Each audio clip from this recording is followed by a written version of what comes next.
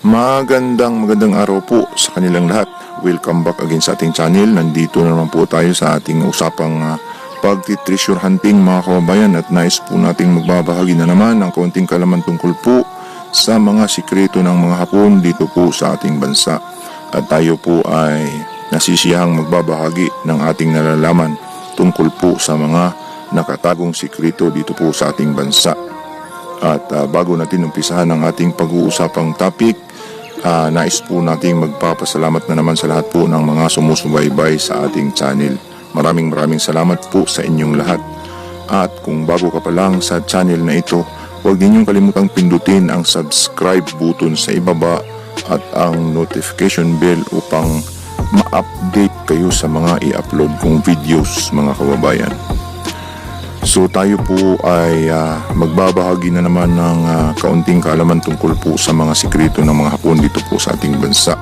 At sana ay makapagbigay tayo ng kaalaman at impormasyon tungkol po sa mga nakatago na kung saan hanggang sa ngayon ay patuloy na hinahanap ng ating mga kababayang treasure hunter. At ang ating topic na ito ay lagi pong naglalarawan ng mga kayamanan sapagkat ang atin pong tagapanood ay mga treasure hunter, at karamihan po sa mga nanonood na dito po sa ating channel ay mga adventurer na kung saan mahilig po sa pagtuklas. At alam nyo naman na ang pagtuklas ay isang habis na kung saan ay nasisiyahan ang tao na mahilig dito mga kababayan, at maging ako ay yan po ay ang aking hilig, ang umakyat ng mga kabundukan at mag-adventure. So ibig sabihin, lahat po ng ating mga kababayang nanonood ay mga adventurer, halos lahat mga kababayan. So sa lahat po ng mga nanonood na hindi po adventurer, pasensya na po kayo sapagkat ang atin pong tatalakayin ay tungkol po sa mga sikreto at adventure mga kababayan. So usapang pagbabahagi na naman po ng kaunting kaalaman dito po sa ating channel. Ang atin pong pag-uusapan ngayon mga kababayan ay ang marker po ng mga Hapones na kung saan ay madalas nating makikita sa treasure site.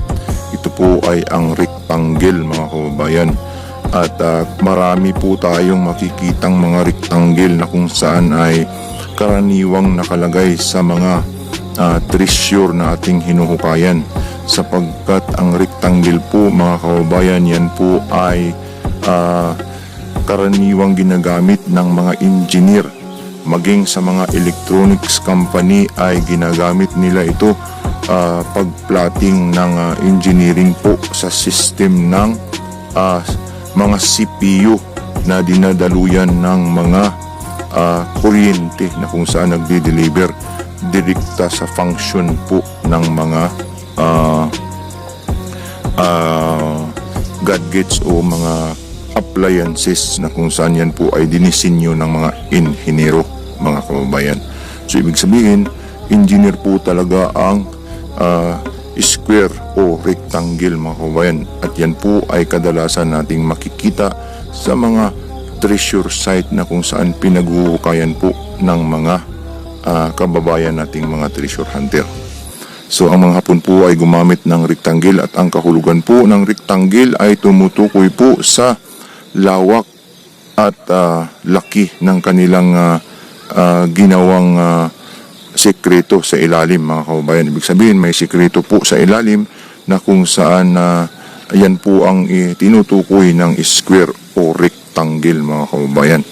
Ang rectangle po mga kababayan ay tinatawag po na quadrilateral of 4 right angles mga kababayan, at equiangular quadrilateral mga kababayan. Ang ibig sabihin, ang kanyang anggulo ay parehas po mga kababayan. So pag sinabing parehas ang anggulo, ang area niya ang length times width mga kababayan, yan po ang kanyang formula, at ang perimeter niya ay 2 times length plus width mga kababayan. at ang number niya sa dulo ay 4 at ang internal angles niya ay 90 degrees. So yan po ang engineering information ng rectangle, mga kababayan, na ating maibabahagi sa inyo na ang ibig sabihin ng rectangle sa batas po ng engineer ay lawak at lapad ng kanilang ginawang sikreto sa ilalim. So ibig sabihin may mga computation pa po pagdating sa rectangular sign na kung saan yan po ay pinagbabasihan nila sa pamamagitan po ng kumpas na kung saan ginagamit nila sa bundok, na kung saan sila pupunta sa bundok na yan, na kung saan naglagay sila ng sikretong tunnel sa ilalim, na kung saan ang tinatawag nilang rectangle ay mayroon pong batas ng engineering pagdating po sa computation ng kanilang ginawang sikreto. So ibig sabihin, pag nakita tayo ng rectangle, mga kabayan, yan po ay hindi direktang tumutukoy sa treasure.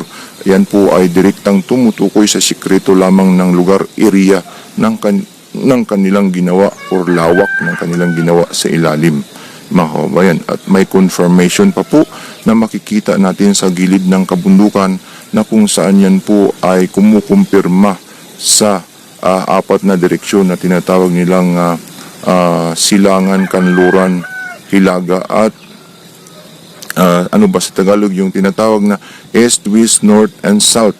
Yan po sa English, mga kababayan.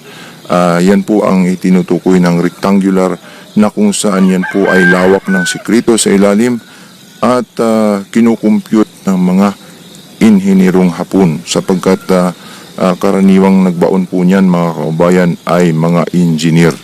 At alam nyo naman, ang mga engineer ay gumagamit po ng mga geometry, na kung saan yan po ang batas ng mga Hapones, sapagkat advanced po sila sa larangan ng electronic engineering at mga inhinyero ang kanilang mga ipinadalang mga sundalo po dito sa ating bansa, mga kababayan. So ang rectangle po, mga kababayan, ay nangangahulugan po ng sikreto o lawak po ng sikreto sa ilalim ng bundok, na kung saan gumawa po sila ng tunnel sa ilalim, na kung saan nagdudugtong po nito sa magkabilaang parte ng kabundukan, at naglagay po sila ng sign sa gilid na kung saan palatandaan upang malaman nila kung saan sila papasok pag bumalik po sila sa ating bansa, mga kababayan. So kung mayroon po tayong katanungan tungkol po doon sa mga sign na kung saan makikita natin sa ating hinuhukayan, na kung saan kadalasang makikita ang mga bato na rectangle at saka square, yan po ay nagko-confirm doon po sa mga sikreto sa ilalim. So ibig sabihin, hindi po direktang tumutukoy sa treasure yan, at yan po ay kumukumpirma lamang sa lawak o sikreto na kung saan ibinaon ng mga Hapon sa kabundukan, mga kababayan. At sana po ay mayroon tayong naidagdag na naman ang kaalaman tungkol po sa mga sikreto ng mga Hapon na dinala po sa ating bansa. At kung mayroon po tayong karagdagang katanungan sa ilalim, mag-comments lang po kayo sa ibaba, at sasagutin natin ayon sa ating nalalaman, mga kababayan. At kung mayroon tayong nasabing mali, ay pakikorek na lang, at magdagdag din kayo ng kaalaman, at tayo po ay magtulungan sa ating nalalaman, mga kababayan. At pasensya na po kung mayroon tayong mga hindi ka nais-nais na nabanggit dito po sa ating pagtatalakay. Maraming salamat po sa inyong panunood. Hanggang sa muli, ito po ang inyong lingkod ang nagbabahagi.